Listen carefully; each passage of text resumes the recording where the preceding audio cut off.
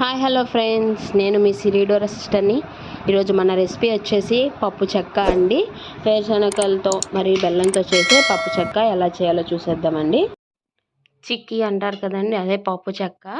వేరుశనగ గుళ్ళు, బెల్లం లేదా పంచదారతో చేసుకునే పప్పు చెక్క చాలా హెల్దీ అండి.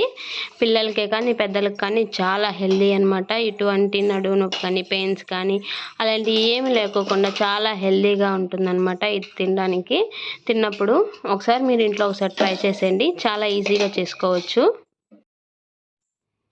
దీన్ని ఎలా తయారు చేయాలి, ఏ విధంగా తయారు చేయాలి, ఏమేమి కావాలనేది ఇప్పుడు చూసేద్దాం అండి. నేనైతే ఒక మాదిరిగా ఒక కప్ అయితే తీసుకున్నానండి. ఆ కప్పుతోనే అన్నీ నేను కొలుచుకుంటున్నాను. ఇప్పుడు తీసుకున్న ఒక కప్పుతో నేను ఒక కప్పు వేరుశనగ గుళ్ళు తీసుకున్నాను. ఈ వేరుశనగ గుళ్ళు ఒక కళాయిలో వేసుకొని బాగా వేయించుకొని పొట్టు తీసి పక్కన పెట్టుకున్నాను ఆరిపోయిన తర్వాత ఇప్పుడు ఇంకో కప్పు, ఇప్పుడు ఏ కప్పుతో అయితే కొలిచామో అదే కప్పుతో ఒక కప్పు బెల్లాన్ని అయితే తీసుకున్నాను.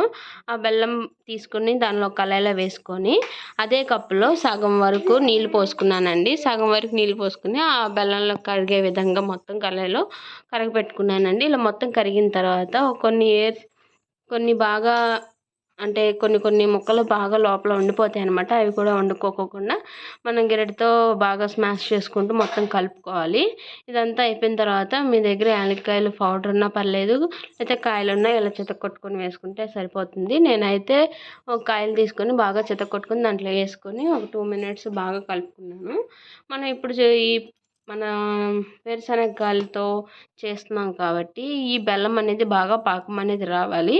అది ఎలా చూడాలి అనేది చెప్పి ఒకసారి నేను చూపిస్తున్నాను చూడండి. వేరుగా ఒక ప్లేట్ తీసుకుని ఆ ప్లేట్లో వాటర్ అయితే పోసుకొని కొంచెం కొద్దిగా వేసుకుంటూ చూడాలి. నేను చూపించిన విధంగా పాకం గట్టిగా వస్తే సరిపోతుంది.